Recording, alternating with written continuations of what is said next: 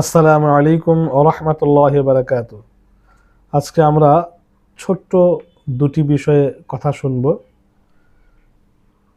এক নম্বর হলো যে সন্তান জন্মের সপ্তম দিনে 5টি কাজ করা উচিত বা সুন্নত।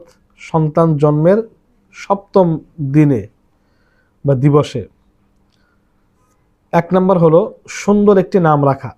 এটা জন্মের পরপরই রাখা বা 7 দিনের দিন রাখলেও হবে। সুন্দর একটি নাম রাখা, এটা সন্তানের সর্বপ্রথম উপহার মা বাবার তরফ থেকে। এই জন্য সন্তান জন্মের পরপরই সুন্দর একটা নাম রাখা। 2 নম্বর, 7 দিন পরে মাথা মুন্ডন করিয়ে দেওয়া, সন্তানের মাথা মুন্ডন করে দেওয়া। 3 নম্বর, ওই মাথা মুন্ডন করার পরে যে চুল হবে, চুলের ওজন পরিমাণ স্বর্ণ বা রূপা দান করা। যেহেতু এখন স্বর্ণ রূপা ওজন করে দান করা সম্ভব হয় না, এই জন্য সামর্থ্য অনুযায়ী, সাধ্য অনুযায়ী যথাসম্ভব টাকা পয়সা সদকা করে দেওয়া। কারণ বাচ্চার চুলের ওজন বেশি না, বেশি টাকাও হওয়ার কথা না। এই জন্য যতদূর যার যার সামর্থ্য অনুযায়ী এই চুল মাথা মুন্ডানোর পরে, চুল ফেলে দেওয়ার পরে সেটার অনুযায়ী কিছু দান সদকা করে দেওয়া উচিত। 4 নম্বর, সপ্তম দিনে আকিকার পশু জবাই করা, আকিকা দিয়ে দেওয়া, আকিকা দেওয়া সুন্নত।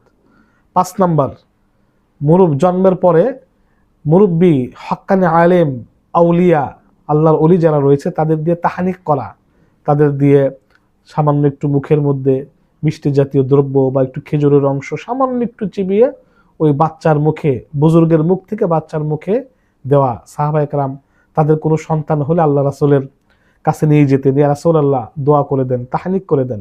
মহানবী সাল্লাল্লাহু আলাইহি সাল্লাম একটু সামান্য খেজুর চিবিয়ে বাচ্চার মুখে দিয়ে দিতেন এবং তার জন্য দোয়া করে দিতেন।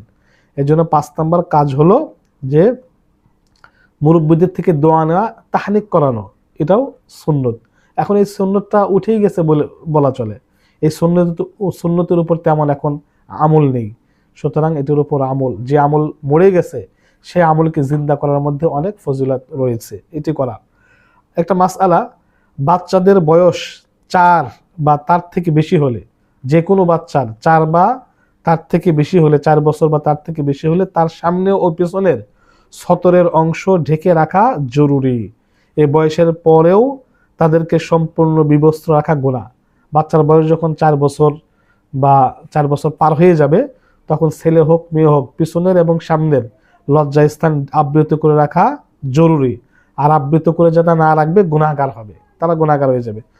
গ্রামগঞ্জে দেখা যায় বাচ্চার বয়স 6 বছর, 7 বছর, 10 বছর, 11 বছর উলঙ্গ হয়ে ন্যাংটা হয়ে ঘুরে বেড়ায়, বিবস্ত্র হয়ে ঘুরে বেড়ায়।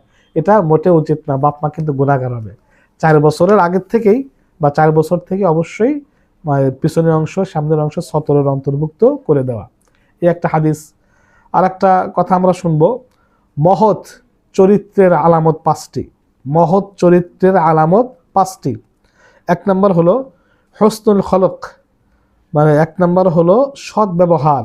ইসলামে ছোট বড়, মুসলমান অমুসলমান নির্বিশেষে সবার সাথে সৎ ব্যবহার করার জন্য নির্দেশ প্রদান করেছে।